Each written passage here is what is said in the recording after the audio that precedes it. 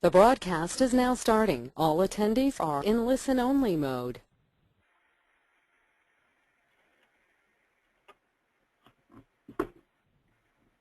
Hi everyone and welcome. I am Ellen McNally. I'm the Marketing Director here at MD Everywhere.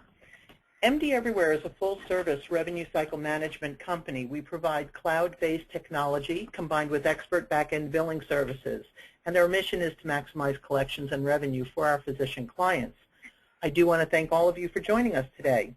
Our topic, understanding and using Twitter as a social media channel, how you can use it to promote your practice. Our guest speaker is Anthony Zarrow. Anthony has over 20 years of professional experience and is the founder of Drive Action Digital. The last 14 years of his career have been focused on developing and delivering interactive marketing solutions in an agency capacity for Fortune 500 type clients. Anthony's experience in online marketing with specific expertise in social media, search engine marketing, and natural search optimization has afforded him the opportunity to help clients of all sizes integrate their interactive marketing programs to achieve greater levels of success. We welcome Anthony and thank him for sharing his expertise with us today. Before I turn the webinar over to Anthony, however, let's cover a couple of housekeeping points. This webinar is being recorded. The recording will be shared with all following the close of the session.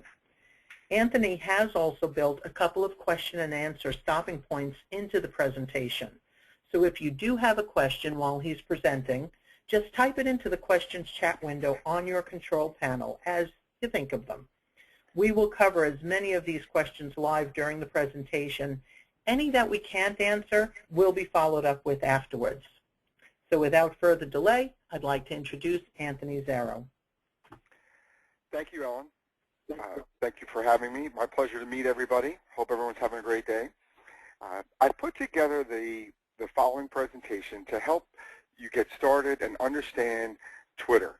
Twitter is a very unique social network, and so we're going to talk about some of the ways that it's different from what you might experience, as well as talk about some real good best practices to get started and start to make an impact with your practice. Today, we'll cover a little bit of a comparison with Facebook to Twitter. I find that given the number of people on Facebook, people are more familiar with it. I also find that a lot of people make the mistake of treating Twitter the same as Facebook, so we'll cover that. We'll dive into some of the basics, some of the core fundamentals of Twitter, some things we should know, and then also we'll provide you with some tools that will help manage your Twitter experience. And of course, as Ellen mentioned, we'll make sure we allot some time for Q&A. So diving right in, what is Twitter exactly? Well, Twitter is essentially a microblog. It is a blog with the ability to post your thoughts, but limited to 140 characters, which is known as a tweet. It was created in 2006, and by the end of 2012, there were over 500 million registered users on Twitter, generating over 340 million tweets a day. And if there's one bullet point that I want to make sure you capture on this today, is that it handles over 1.6 billion search queries every day. I believe that Twitter is going to become one of the top 3 largest search engines we have in the world. So it's a really important piece, and we'll show you how to utilize that. Some people also refer to Twitter as the SMS of the Internet. It is very, very much like SMS text messaging. So we're going to see how that works a little bit today. Okay, so Twitter versus Facebook. Putting these two head-to-head to help you better understand the differences and how to leverage Twitter. Facebook is about friends. You make connections in Facebook where you request to have somebody be your friend and they have to accept it. And so you build your social network in what I refer to as somewhat of a closed, gated community. Twitter is less about those connections, but more about information. People share lots of content on Twitter. Facebook is about relationships. It asks lots of questions like, who are you married to? Are you dating somebody? What's your relationship status? Who are you friends with? Are you friends with them from high school, from college, from work? So it really focuses on that connection. Whereas Twitter is about the content. It doesn't necessarily care where the connections are. It's about what information are you sharing. Facebook is about sharing photos of your kids, your pets, your meals, your daily activities. Some could argue it is excessive sharing, but it is sharing nonetheless. Twitter is really about thought leadership. What we're seeing in the industry is a lot of CEOs, business leaders, and now a lot of physicians are moving into Twitter so that they could influence their community, build their brand, and set themselves apart as a thought leader. You can learn a lot about an individual by what they share in this social network. Facebook is about community. I referenced that closed gating. It's typically most of the time you're connected to people who are either very much like you or live near you, have the same education, affluence, a lot of demographics are similar, whereas Twitter is global. And the key thing with this slide that I want you to take away is that you have to remember everything you put on Twitter is visible for the world to see. You don't have to follow somebody or be followed in order to see somebody's tweet. So when we share, we're sharing with anyone who might be interested in that content. And we'll talk about how that happens and get into some of that detail. But this aspect is what really makes this powerful. And as a practice, as a physician, when you think about how to build your brand, how to influence the industry, how to influence people, how to educate your patients, this is a key aspect, is that this information is out for all to see. Within Facebook, we tend to try and build loyalty. I often guide my clients in having them think about Facebook and their fans as their happy customers and give them content and information that you would give to an existing client. Whereas with Twitter, we're really thinking about new customers. We're thinking about influence. We're thinking about elevating brand recognition. Now, we all know Dr. Oz, very famous. He is actually very, very active on Twitter. And I don't know exactly if his show came before or after his activity on Twitter, but the point is he's got a voice. He's got people who follow him, almost 3 million people who follow him. And so he's growing and growing and growing with influence, and that gives him a platform to do a lot of the things that he wants to do, to promote his content, to promote his information. And there are lots of other doctors that we're seeing in the space as well, and they have quite a substantial following. However, I want to stress, I will often refer to their following as an indication of influence, but remember, Twitter is global. You actually don't have to follow Dr. Steven Eisenberg in order to see what he tweets, but if you do follow him, his information will go into your news feed, which we'll cover in a few moments.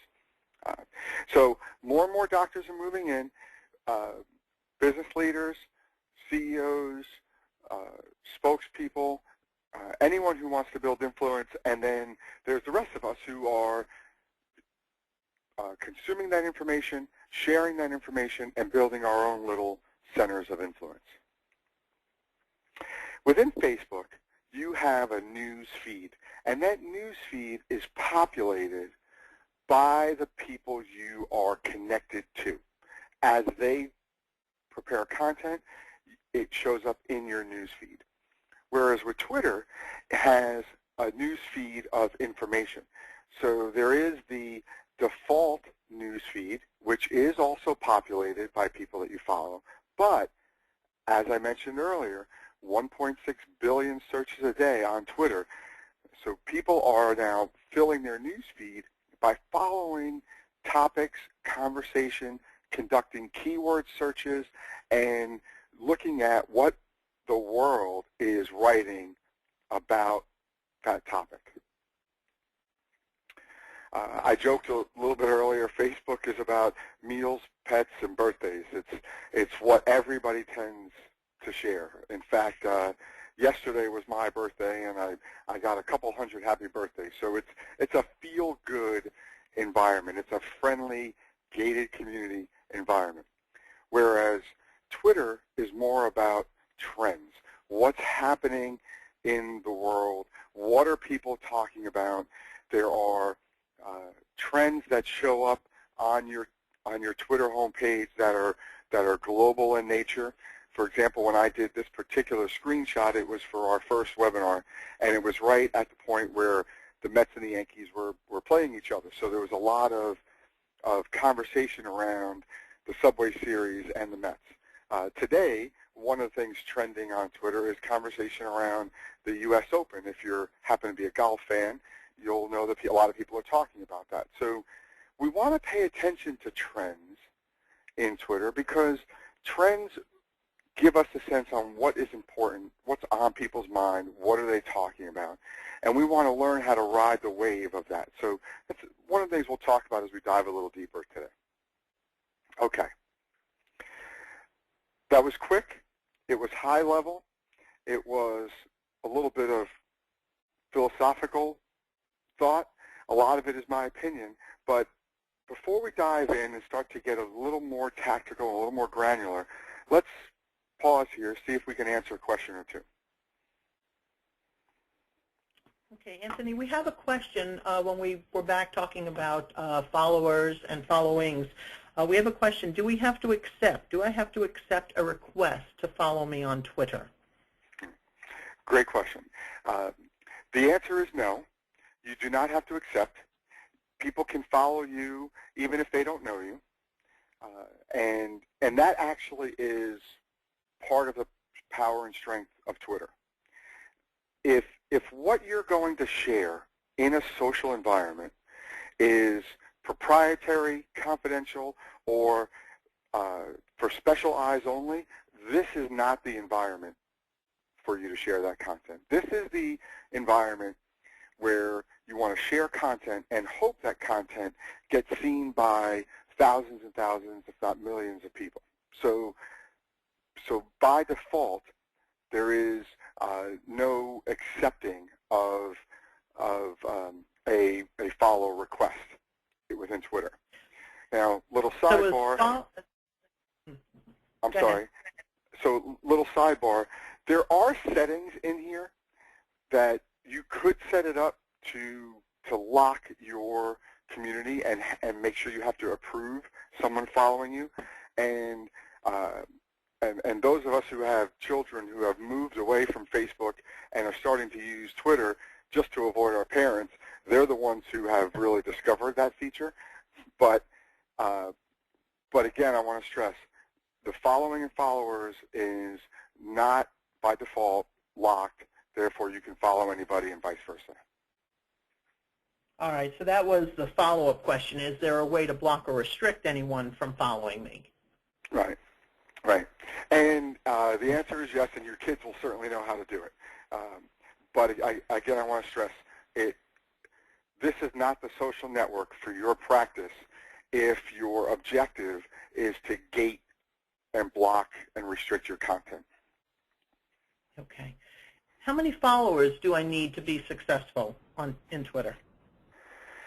Another great question. There actually is no magic number. And again, I want to stress that when you tweet a piece of content or thought leadership, that is available to anyone with a Twitter account. So the number of followers doesn't really correlate to influence. However, human nature is that they see how many followers you have and automatically believe that you must be influential. So, so it is important to grow. It is important to have it and to have some numbers, but there is no number that is critical to success. Okay, and the last question is, in order to increase the followers, is there a way to buy Twitter followers? Another great question. I believe there is. I would recommend strongly against it. I haven't actually done it for any of my clients or for myself. The real power is to grow your following organically and in an earned fashion, meaning people are following you because you are sharing quality information, you're participating in the dialogue, and you are building influence. So I think with the web, there's always a company or two out there that figures some black hat way to beat the system. So I think it's out there, but I would highly recommend against it. Okay. All right, and that's all the questions we have right now, so okay. Let's continue. Great. Great. Okay. So let's dive into the basics of Twitter. Let's understand, as we look at a home page of a Twitter account, which this is the MD Everywhere's Twitter account, there are some critical components that we should look at. And I'll use my mouse to help share some of that. Okay. In the top left, is an area for the profile itself. And this is just some basic information. And it has the number of people you're following, the followers, and the number of tweets. It also has a compose a new tweet box, which is where you would start to type when you go to share your content. Below that is Twitter's who to follow suggestion tool, where it will look at the people you follow already, and based on those people and who they follow, will make recommendations for you. My suggestion is to not be so worried about who you're following. No one else is going to see your news feed, nor do they care. What we want to do is we want to follow people who provide information, and then I'll show you a way to categorize some of those people. But we want to get started by following a lot of different people so that we can see what they write, what they share, the approaches they use, the tactics they use, and then we could always unfollow them at any point. Below the who to follow suggestion box is the trending box, and these are just topics that people are talking about that are very, very active. And then on the right is our news feed. And again, the default news feed is the posts or tweets from people who you are following. And so you'll see everything is very short and sweet, to the point, 140 characters or less, which include URLs, it includes mentions of other people, it includes hashtags, keywords, everything. So you've got to really know how to make your point and make it quick.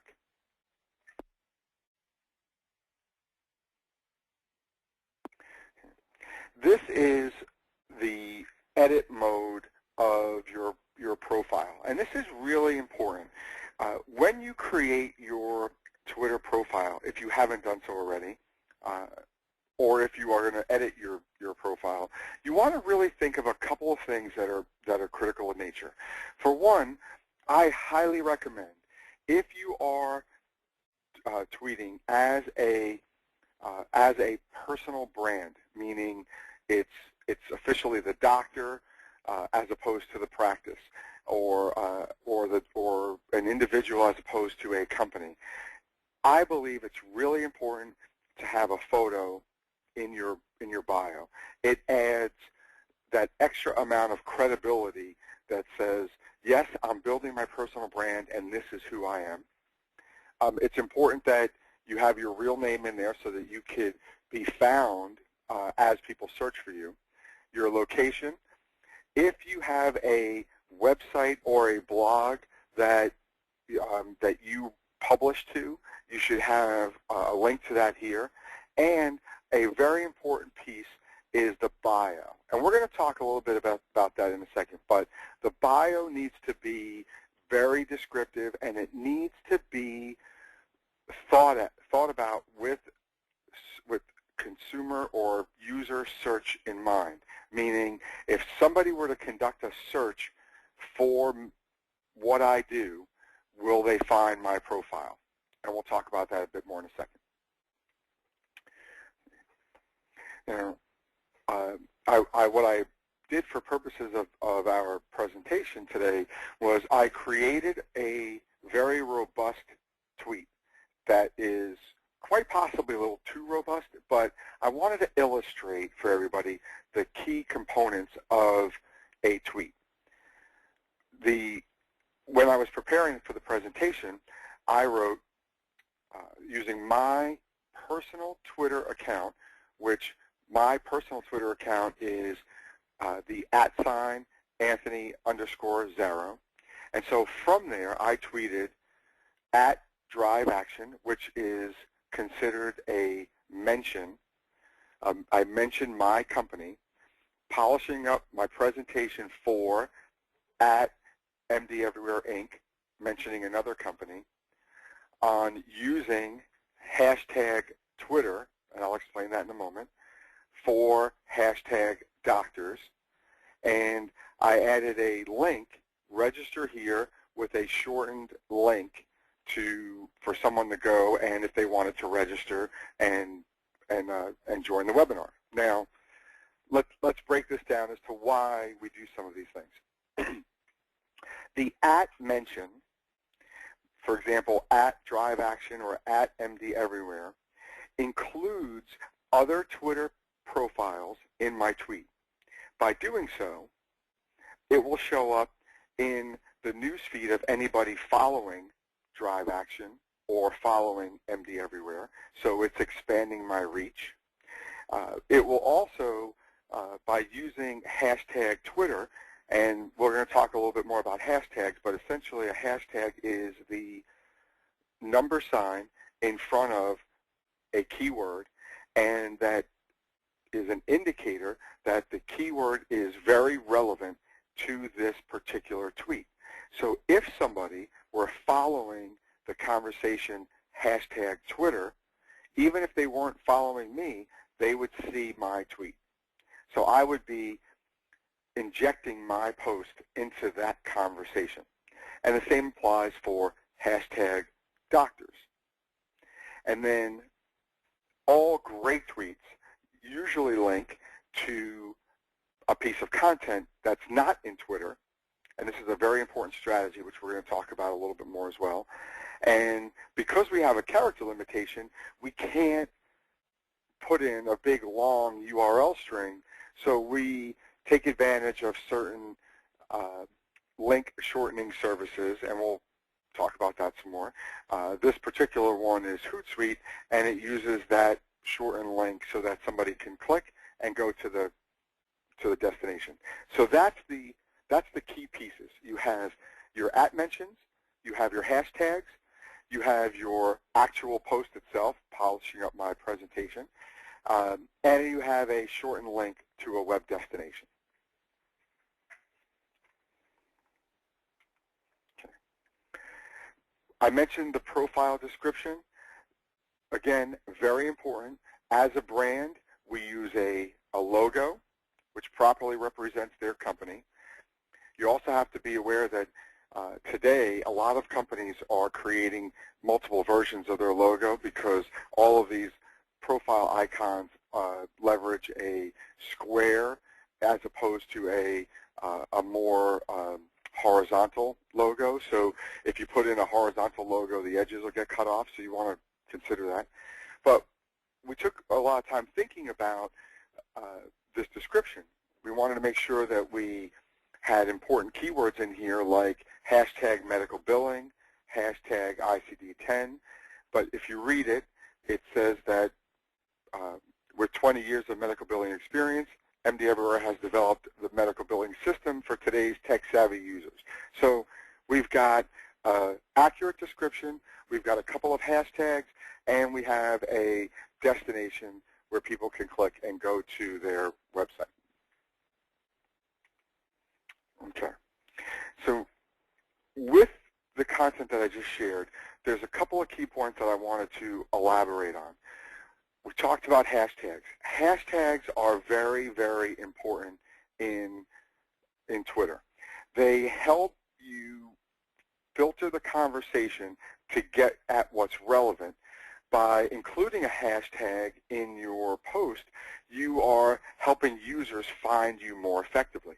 So, for example, hashtag medical is going to give you different results than just the keyword search medical, because somebody could write something in their post using the word medical, but it not have anything to do with the particular topic that you want to follow. So you use hashtags in your search queries and in your posts to give you better search results.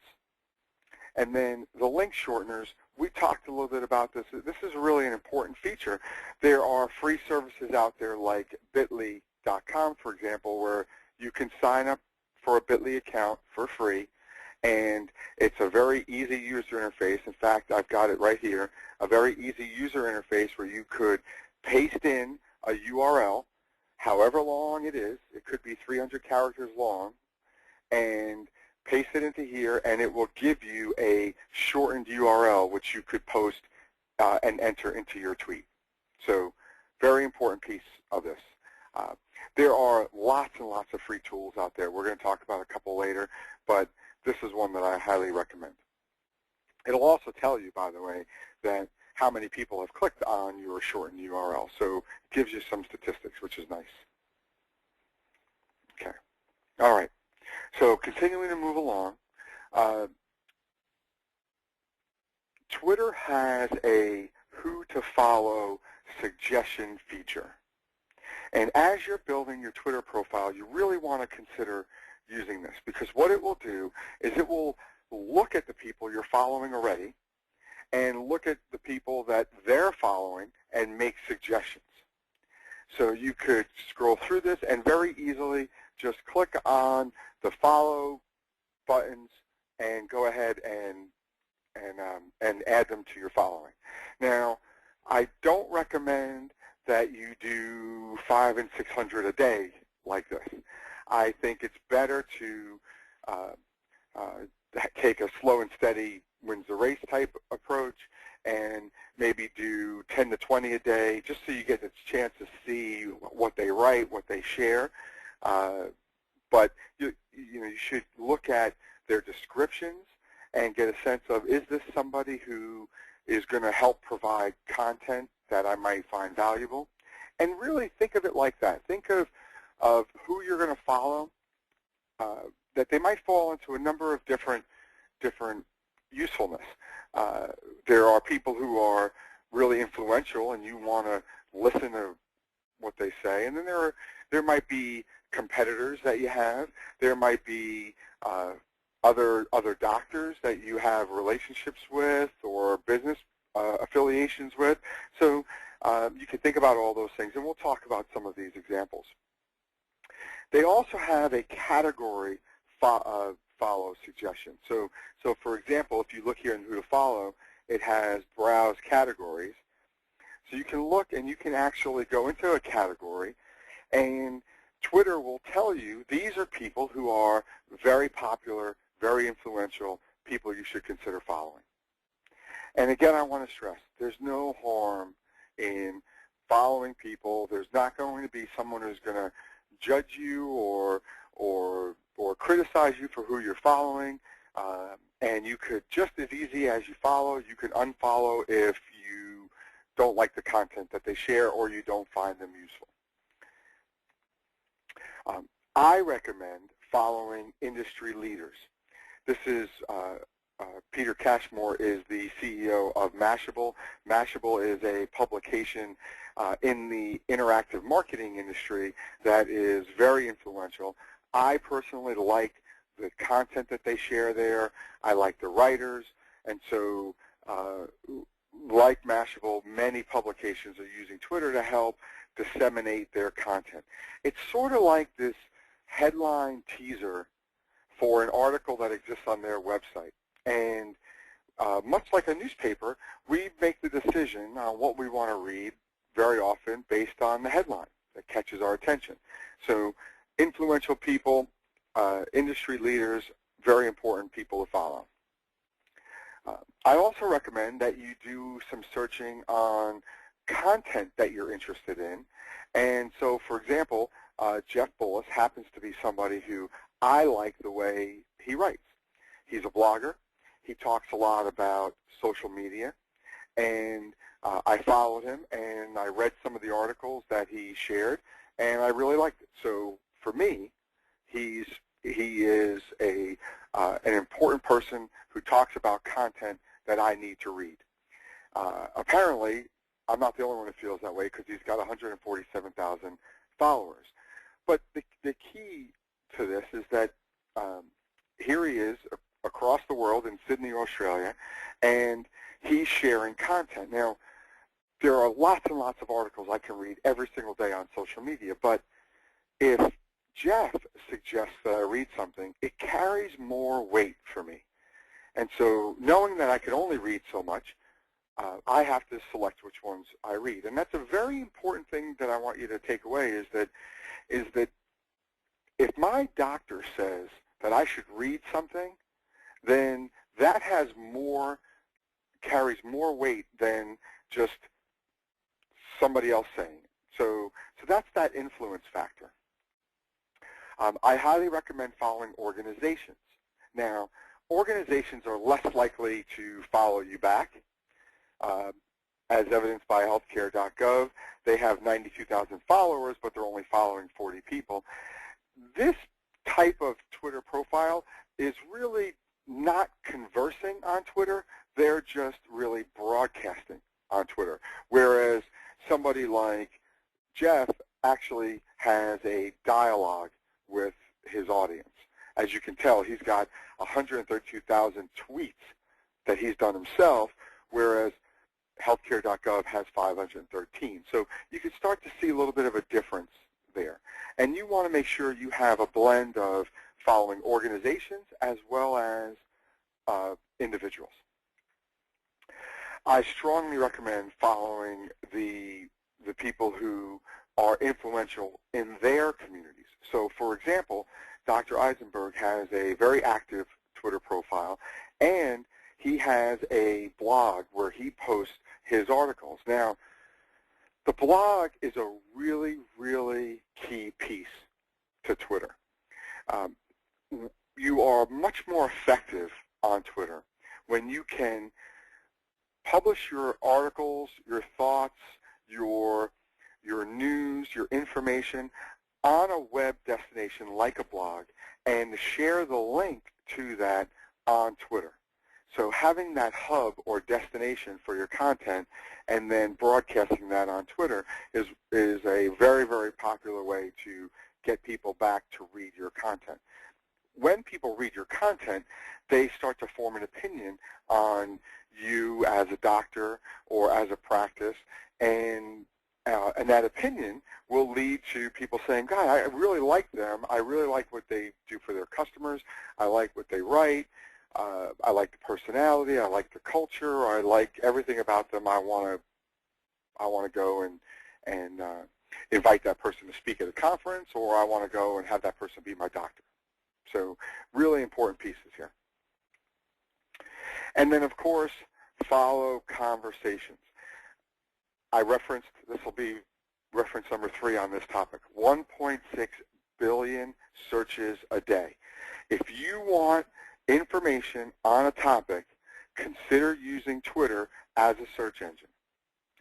You will not only get links to great articles and pieces of information, but you will also get points of view from other people on Twitter. Some saying, I agree with this article, I disagree with this article, here's what I like, here's what I didn't like, or this is a great read, don't waste your time with this. It'll help you to filter those things out.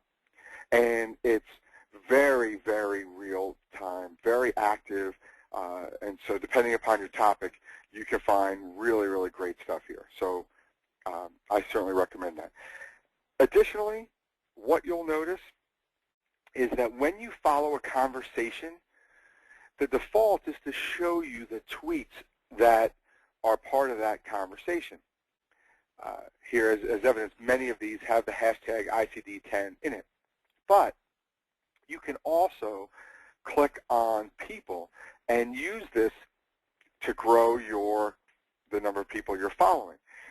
So for example, someone who is tweeting about hashtag ICD-10 is clearly involved in this conversation, might be worth following.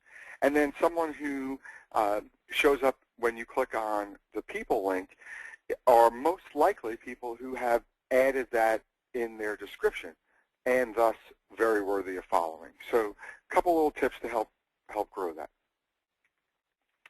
And then I also highly recommend following brands that you love. Now, why would you do this? What's the value? Well, depending upon the brand, one of the things you'll see is the difference between a corporation talking on Twitter versus an individual. And so those subtle nuances will help you in developing your personal Twitter strategy. But they'll likely share lots of great information. Depending upon the brand and depending upon what you're interested in, you'll often get product updates. If it's a technology product, you might even get support information, tips on using a service. So lots of different advantages.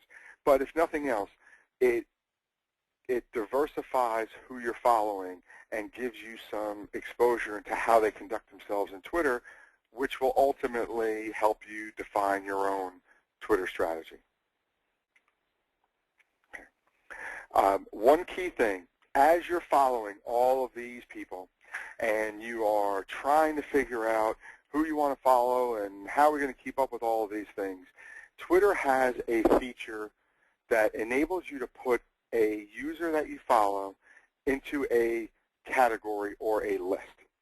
I'm going to back up here just to show you something. Okay. As you go to follow somebody, you will notice a little silhouette and an arrow next to the follow button. It's also in individual Twitter profiles. If you click on that, you'll get a little menu, and one of the options in the menu will be to add or remove from list. And when you add or remove from list, you will be able to categorize all of those followers. And the reason that is important is that as you grow the people you follow, you will notice that your news feed starts to just fly 90 miles an hour. And it's impossible to keep up with everything. So you need ways to filter and segment that so that you can get the information that you're looking for. By creating lists and putting people into different lists, you can actually create a news feed just from people in that list. So it's a nice way to keep track of certain categories of people. Okay. Again, I just provided lots of detailed content. I want to make sure we take a couple minutes and answer some questions. And we only have a couple of slides left anyway, so I want to really make sure we address as much as we can. Ellen, do we have any questions? We do, and let's make it relevant because we just were covering the lists. You kind of just showed how to create and add people to a list. Can you add a person or a company to multiple lists? Yes. Yes, you can. It's when you, once you've created some lists and you click that button to add or remove from list, a menu will pop up and all of your lists will be available. You can check however many number of boxes you'd like, and if you are following somebody who doesn't fit into one of those categories, but you want to create a new list, the ability to do so right there on the spot is available as well. Okay, so that all happens in that list function. Yes. Okay, great. There's a question going back to, and this is probably going back to earlier in the presentation, when we're accepting people, when people are following us, can other people see who's following us or who I am following? Yes. In fact, if you look at these individual profiles, you can see that we're on the healthcare.gov page. You can actually click on following followers and see who they're following. And what's nice about that is this is actually a technique that you can use to grow your own followers. But if you see a particular doctor that you're interested in and you want to see who he or she is following, you can do that, and you could build your own following list that way as well. Great. Right. We have a question. How many tweets a day does it take to be effective? Good question. Well, I personally am of the opinion that you should tweet when you have something important to say. Whether it's Facebook or Twitter, all too often we see lots of content and posts that are probably better left unsent.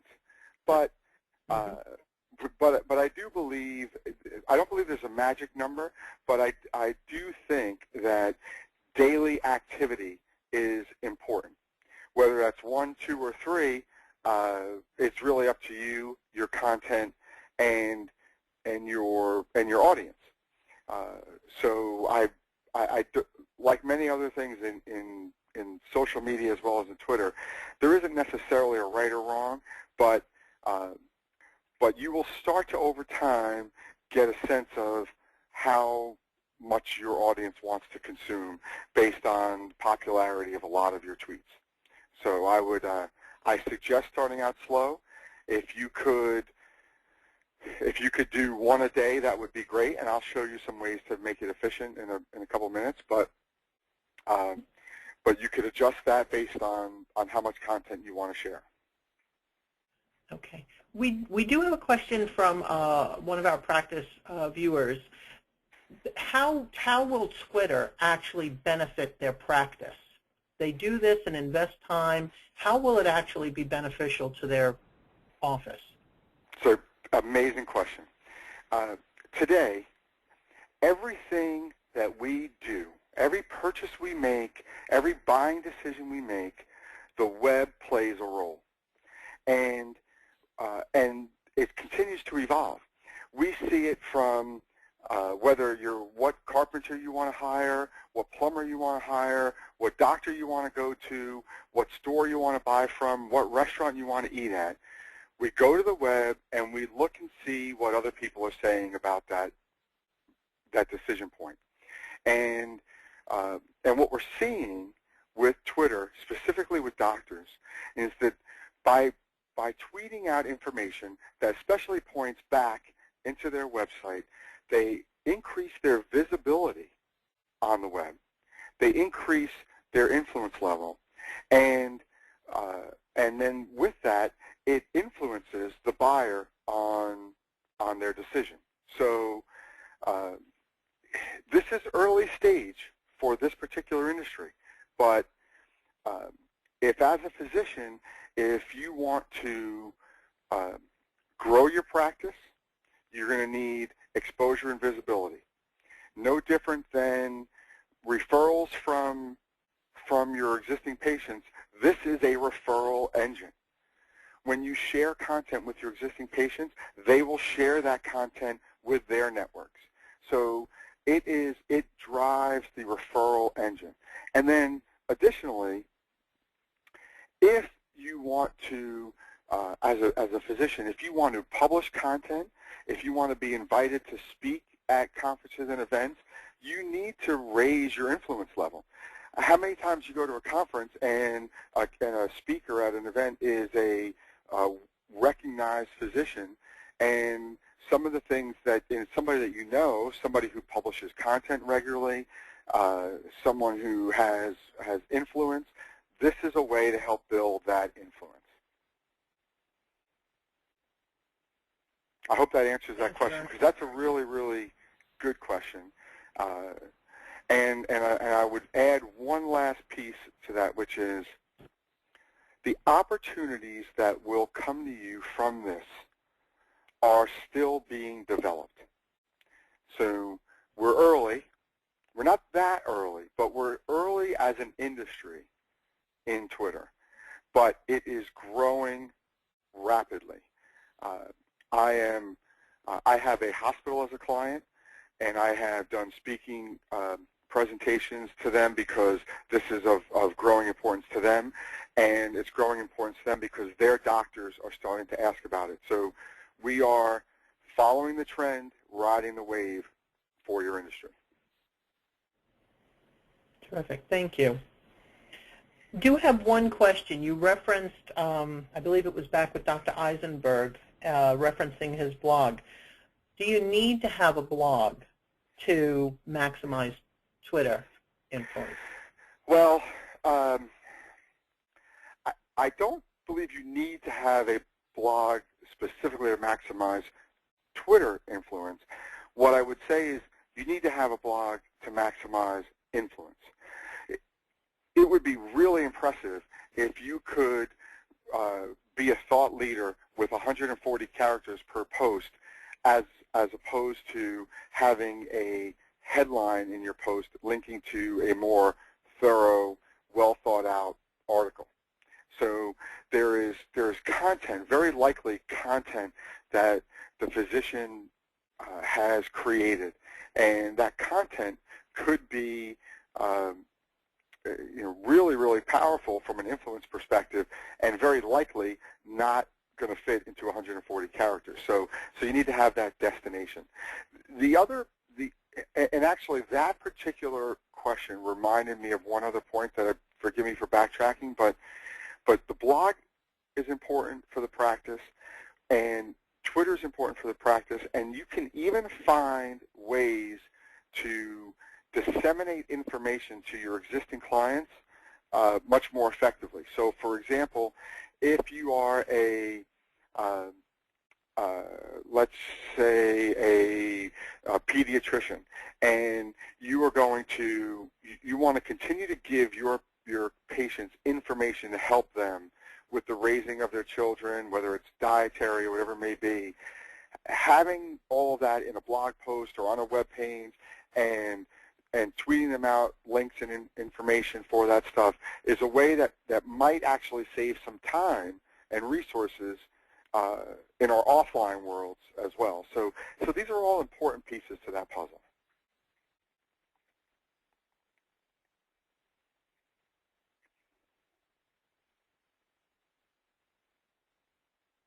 Ellen, do we have any more? Sorry, yes. We do have one more question, and I am watching the clock. I know we have about 10 minutes left, and you're looking to, I know you have a few more slides to get through. One quick question. Is there a difference between a retweet and a reply? Yes. A reply is used if somebody you're following or somebody posts a piece of content that you see and you're interested in. You can actually reply to that individual, and that's used when you want to ask a question or you want to have a dialogue. Now keep in mind that reply is still public. It's like having a text message conversation that the whole world can see. But it's really designed to facilitate conversation. A retweet is basically, and it's similar to a like on a Facebook page. What you're doing is saying, Ellen published this article, I really liked it, I'm going to retweet it and share it with my audience. And when you do so, maybe I would add another hashtag to that retweet, or I might add a couple of comments to that retweet, but it's essentially similar to forwarding an email or liking a post on Facebook. Okay, thank you. All right. Why don't we speed through a couple other key things? We're really at the tail end here, so a couple of things we should know. This social network is very reciprocal. you want to behave the way you want people to behave back to you. And what I mean by that is, if you follow people, they will follow you back. If you retweet other people's content, they will likely retweet your content. If you have a dialogue with them, they will likely have a dialogue back with you. So you want to really conduct yourself in a very positive, user-friendly way to make sure that you are getting the same treatment back. And so because of its global open nature, for the most part, for the conversations and the people that you'll be engaging with, people are on their best behavior. Also, short, sweet, and to the point. I referenced 140 characters. That's all you've got to work with. You have to, there's no place here for medical disclaimers or confidentiality agreements. This is where you make your point, you make it strong, and you have an opinion. One other thing to consider is that you want to also train your audience. And what I mean by that is that if you start to share things on a consistent basis, for example, Monday is tips on your eating habits, and Tuesday is exercise, and Wednesday is an article that we want to share that a third-party article we found valuable. Whatever it may be, if you develop some consistency, your audience will appreciate that and will respond to it. Two other quick points. Leverage your mobile device. There are, between tablets and smartphones, there are lots and lots of great ways to use that mobile device to stay in the now, capture content fresh while it's happening, and share that with your community. Just prior to today's webinar, one of the employees of MD Everywhere is at a conference, and she took a photo of herself with someone at the conference and tweeted it out. So it's nothing that's going to move mountains, but it's the concept of sharing that you're having these dialogues, sharing that you're helping, sharing that you're building relationships, and capturing the moment while it's available. And without the mobile device, that's just not possible. Okay. Some key pieces as you think about your strategy. Think about what the objective is. Okay. Is the objective to create an efficiency in a task that the practice does today by moving it to the web?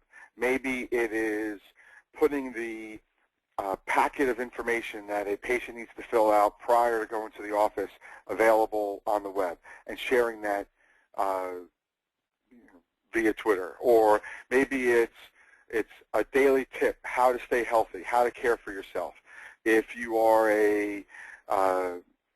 if you have patients that need regular care or whatever it may be, it's just a way to stay there. It might be a way to not only help your patient, but to help others.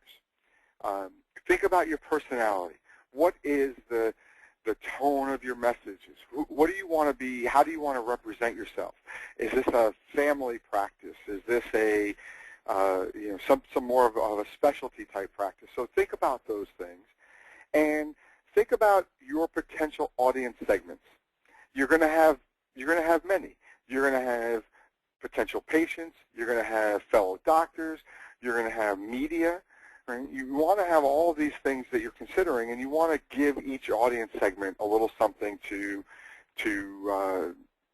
consume. And you also want to think about what information you're going to share. What are the topics? What are the things that are important? And think about who will manage your account. We'll talk about that as we show some other slides here. So, for example, this is called the Tweeted Times. So if you are logged into your Twitter account and you have some people that you're following, you can actually go to Tweeted Times, log in with your Twitter account, and what this particular technology does for free is it looks through your news feed and it ranks the importance giving it a score of everything in there, and provides you with a somewhat of a personalized newspaper so that now the cream rises to the top. What are the articles being shared by the most amount of people? What are people reading? What's most popular? And so it's a way to see the article, and it actually pulls an image and the headline from the article that is produced from the link in the tweet. So very effective.